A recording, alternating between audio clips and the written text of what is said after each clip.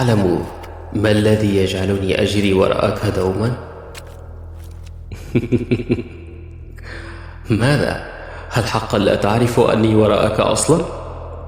هيا، كلنا نعلم أنك تسمع حاليا هذا الكلام منتظرا شيئا ما قد يحدث، وإنما في الحقيقة لن يحدث شيء سوى أن عينا أمامك مباشرة تنظر إليك، مشتاقة إليك جدا.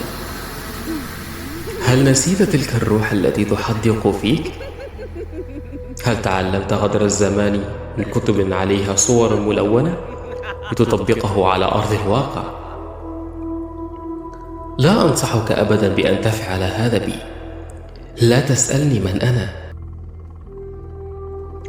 لا تسألني لما أكلمك. قلت لك فقط قم بترك هاتفك وحدق أمامك، لكنك لا تفهم الكلام. ماذا؟ هل ما زلت جالسا؟ هيا قم واجلب كوبا من الماء واشربه، يبدو عليك العطش أليس كذلك؟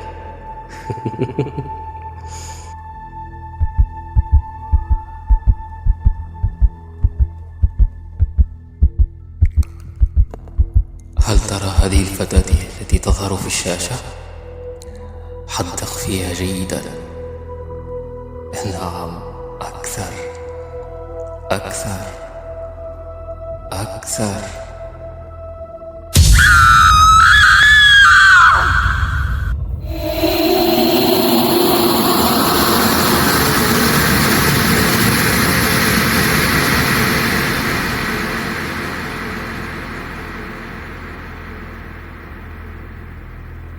حسنا، إذن لم أكن أعلم أن بفمك بحرا كاملا لا يجف.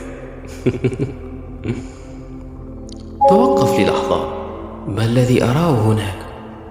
هناك أسفل الخزانة أليست كومة سوداء أتت فجأة؟ لا تقل لي أنك تستمع إلي في غرفة أخرى ليست غرفة نومك، ولا تقل لي أنك تستمع إلي في النهار. ماذا؟ لهذه الدرجة لم تتوقعني أكلمك الآن؟ لا بأس، فأنا سأكون معك دوما. ماذا؟ لا تقل لي أنك تسمع خطوات ما. لحظة واحدة فقط، لحظة أستمع إلى دقات قلبك.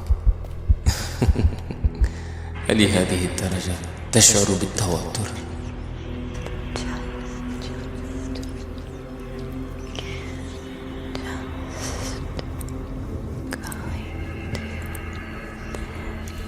هيا نتخيل معا الآن جسما كاملا واقفا أمامنا.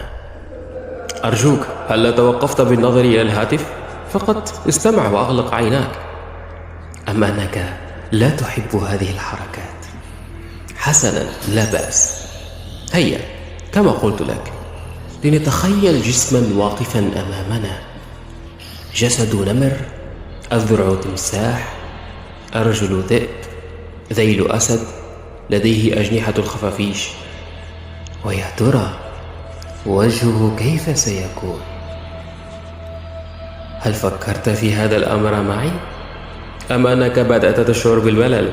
هيا، فأنا معك، لا تشعر بهذا الشعور في حضوري. هيا أكمل الرأس معي، كيف سيكون؟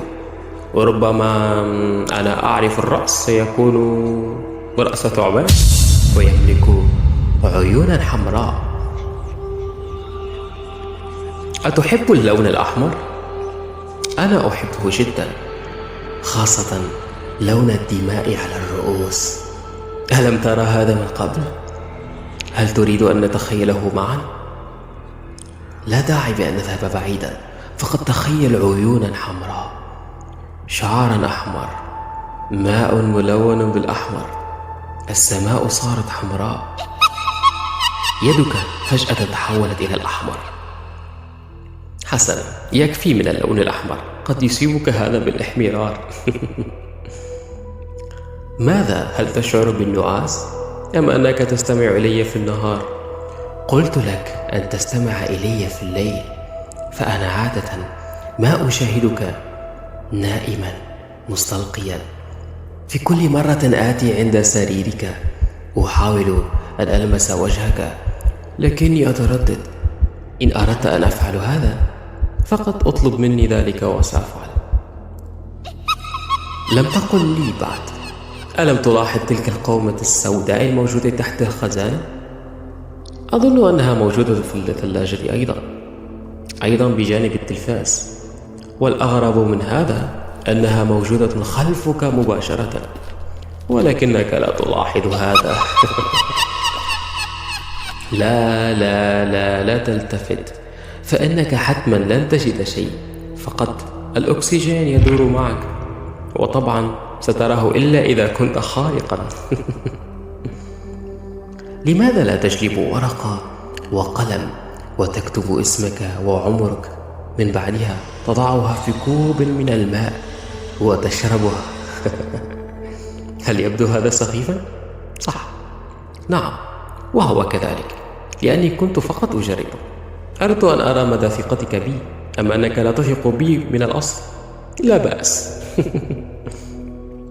انظر، علي الذهاب الآن، لكن تأكد سأعود في المرات القادمة للتحدث معك، ولكن إن أردت أن تتذكرني فقط التفت خلفك، وسوف تتذكر ذلك الجسم ذو رأس الثعبان والعيون الحمراء.